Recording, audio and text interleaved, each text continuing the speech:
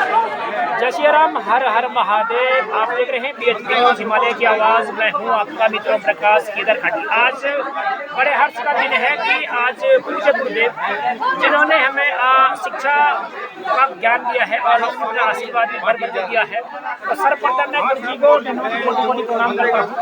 गुरु जी के ही सह में हमने राजकीय जो है कि इंटर कॉलेज द्वारा और आज गुरु जी का मैं इसलिए पूज्य गुरुदेव सूत्रनाथ भगवड़ी जी मेरे सम्मुख मौजूद है और समझना प्रकार से 28 तारीख को काफी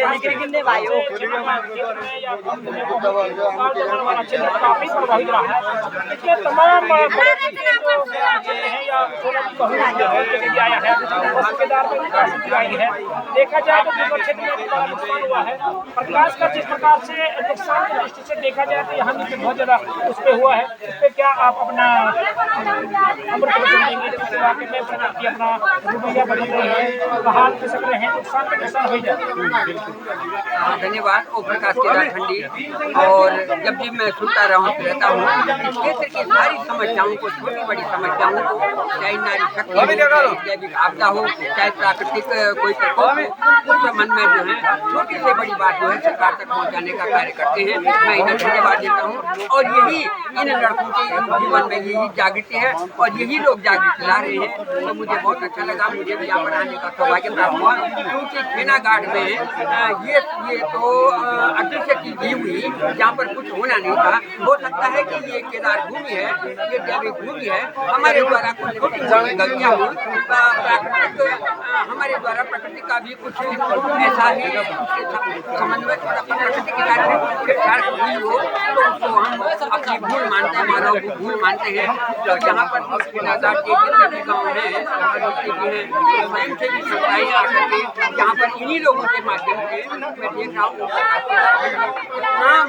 मैं क्या बताऊँ कि जब से मुंबई से गुजरात से आया, अभी क्या संस्कृति लेके आया, क्या इस लड़के के विचार हैं, तो ये इसी के माध्यम से सारी मदद कर रहे हैं। तो मैं भी यहाँ पर आलोक बगवाड़ी और दिनेश पुरोहित जैसे और एक छोटा मेरा विद्यार्थी दूसरा भी है, यहाँ प्रदीप असवाल जो यहाँ पर खड़े हैं, वो भी कैमरे के रूप में खड़े हैं। मैं इन लोगों को धन्यवाद देता हूँ और शुभकामना देता हूँ। इसी तरह से अब ये तो केदार भूमि है, प्राकृतिक प्रकोप यहाँ आती जगह है, भगवान शंकर बड़े कभी नाराज हो जाता है, इसके बाद पुनरुत्थान हो जाए और ये भी समय आ जाता है। तो मैं यही कहूँगा कि आप लोग जो कार्य कर रहे हैं, जो इन लोगों को राहत दे रहे हैं, तो मैं भी थोड़ा सा, मैंने भी ये सोचा कि मैं भी थोड़ा सा अपनी पेंशन के रूप में कुछ जो ज़्यादा आहत हैं उनको कुछ धनराशि दूँ, तो मेरा भी मनोभाव बन रहा है। तो इस रूप में मैं अपने ओम प्रकाश जी को मैं बहुत बहुत धन्यवाद करता हूँ।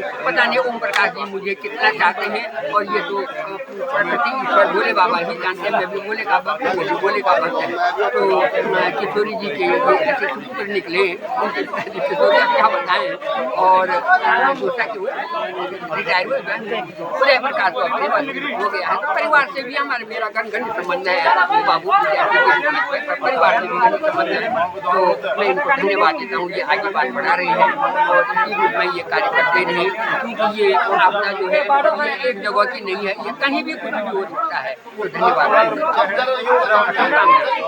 कोटि प्रणाम। इस प्रकार से आपने देखा है, अभी हमारे पूज्य गुरु जी ने अपनी बात को रखा खासकर प्रकृति को लेकर, तो कहीं न कहीं समझना इस बात पर कि घाटी में जिस प्रकार से प्राकृतिक जो भौगोलिक परिस्थिति बदल रही है, कहीं न कहीं काफी दिक्कत यहाँ पर नजर आ रही है। इसी पर तमाम के जो वरिष्ठ उपाध्यक्ष है आलोक जी ने यहाँ पर आज राहत वितरण कार्यक्रम रखा था, क्योंकि हमारे तमाम क्षेत्र में जो सर्वे हम लोगों ने जो जमीनी स्तर पर देखा था, उससे एक चीज साबित हुई है कि वाकई में उन लोगों को नहीं मिल पा रहा है कोई भी सहायता, जिनका वाकई में रियल में वो उस हक मतलब उसके मैन जो है उसके हक के जो है अधिकारी है।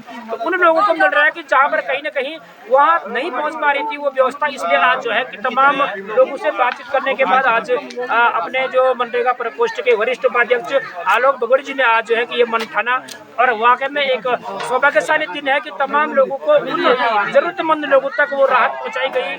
आज जो है कि नाग जगह वाला पॉइंट को कम तक खुल जाने के लिए इन तमाम लोगों के लिए भी सुविधा के कुछ स्रोत खुले हैं और इस पर आगे हम बात जारी रखेंगे। गुरुजी, एक महत्वपूर्ण बात बन जाती है, प्रकृति का अपना रवैया बदल रहा है, इस पर क्या संदेश उन तमाम दैवीय आपदा हम कहते हैं इसको, तो उन पुरोहित वर्गों के लिए भी कहूँगा जो मंदिरों में घंटे के माध्यम से भगवान को जागृति का कार्यक्रम करते हैं या शंखनाद के माध्यम से भगवान को जगाने का कार्य करते हैं, और उन मानव को भी क्या कहना चाहेंगे कि वाकई में जो प्रकृति में जघन्य जैसे अन्य महान कृतियाँ करते हैं जिससे कि तमाम पृथ्वी अनबैलेंस भी हो रही है। ये केदार भूमि है और आध्यात्म नगरी है और तीर्थों की नगरी है। यहाँ गंगा, यमुना और केदारनाथ, बद्रीनाथ जैसे बहुत बड़े तीर्थ हैं। किंतु मैं तो देख रहा हूँ कि निश्चित ही कुछ मानव द्वारा भी कुछ विकृतियाँ फैल गई हैं, क्योंकि हम लोगों ने और तीर्थों को जो है वो एक आय स्रोत के रूप में, आमदनी के स्रोत में, चाहे राज्य सरकारें हो, चाहे केंद्र सरकार हो, और चाहे हमारे स्थानीय जो हम हकूमतधारी हैं या हम लोग जो यहाँ इस क्षेत्र में जो अपने तीर्थस्थलों में काम करने वाले लोग हैं, तो इन लोगों को भी ऐसे प्राकृतिक आपदाओं को देख करके सजग हो जाना चाहिए। मैं तो यही सुझाव दूंगा, आप सजग हो जाइए तो निश्चित ही भगवान शंकर की कृपा हम पर बनी रहेगी।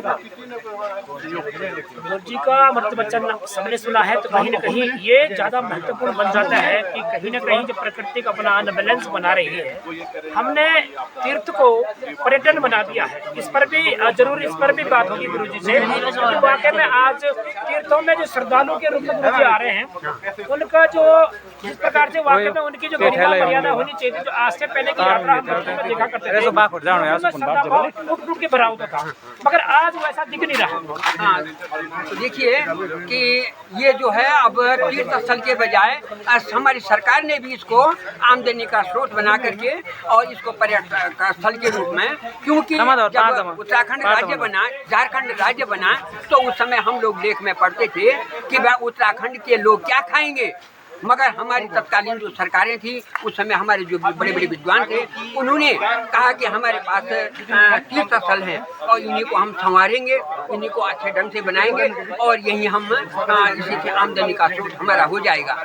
किंतु देखा गया कि बाद में जो हमारी नई जनरेशन है, मैंने वृद्ध तो पीछे पड़ गए। जो यात्री होते 60 वर्ष के बाद जो यात्रा करते थे अपने पितरों को तर्पण करने के लिए, आज से तो श्राद्ध पक्ष भी शुरू हो रहे हैं। पता नहीं कितने लोग गया में जाते हैं, कितने बद्रीनाथ ब्रह्मकपाली में जाते हैं, कितने केदारनाथ हंसकुंड में तर्पण देने के लिए जाते थे। किंतु आज हम देख रहे हैं कि ये दौड़ा भागी जो है ये नवयुवकों में हो रही है और इस तरह से ये चित्रों का आलिंगन करना, ये घुमाकड़ी जीवन बिताना, और इसे मैं तो समझता हूँ इससे आमदनी भी उतनी ज्यादा नहीं है। मैंने ये दौड़ा भागी विकृतियाँ आ रही हैं, लड़ाई झगड़ा हो रहे हैं। अभी देखा कि ये जो ये यात्रा चली, कांवड़ यात्रा चली, तो कितनी विकृतियाँ हुई और एक बार बहुत ये उससे बड़ा तब से बड़ी दिक्कतें हो गई हैं। तो हमें ये सोचना चाहिए कि हेलीकॉप्टर में भी हो तो बुजुर्गों के लिए हेलीकॉप्टर की व्यवस्था बनी थी कि उन्हें ऑक्सीजन की कमी पड़ेगी, उन्हें सांस लेने में दिक्कत पड़ेगी। किंतु आज हम देखते हैं 10,000 अतिरिक्त दे करके जवान लड़के आगे जा रहे हैं और बूढ़े लोगों को पीछे छोड़ रहे हैं। तो ये हमारी मानव जो भूल है और यही जो केदारनाथ में घूमना घामना, ये दृश्यावलोकन करना और फोटो लेना और इस तरह से आजकल की नग्न नृत्य करना, यही हमारी प्रकृति को प्रभावित कर रही है, हमारे देवी देवताओं को प्रभावित कर रही है, जिस कारण हमारी ये दैविक आपदाएं आ रही हैं। तो कहीं न कहीं यही एक महत्वपूर्ण बिंदु है कि हमने तीर्थों को जिस प्रकार से एक अय्यासी का अड्डा बना दिया है। व्यापार की दृष्टि से अगर मैं देखूं तो वो खामाखाम जो युवा वर्ग है इस पर काफ़ी उत्साहित है और मुझे लगता है कि पिकनिक बनाने के तौर पर ये घाटी में आ जा रहा है। जी गुरु, तो कहीं न कहीं समझना इस बात का कि हमें पहले जो हमारी आध्यात्मिक नगरी है, तो देवभूमि उत्तराखंड है, इसे हमें एकदम जो है कि सुफल और मंगलमय जो गरिमामय है जिसको हम मर्यादित कहते हैं, इस पर कार्य तमाम जनमानस को करना चाहिए, जिससे कि हमारे यहाँ जिस प्रकार के दैवीय आपदा हमें देखने को मिल रही है, यहाँ पर कहीं बड़े जनसंहार हो गए हैं और कहीं न कहीं घाटी की अगर मैं बात करूँ तो यहाँ का माहौल जो है कि एकदम परिवर्तित होते जा रहा है। काफ़ी दिक्कतों का सामना तमाम यहाँ के जनमानस को करना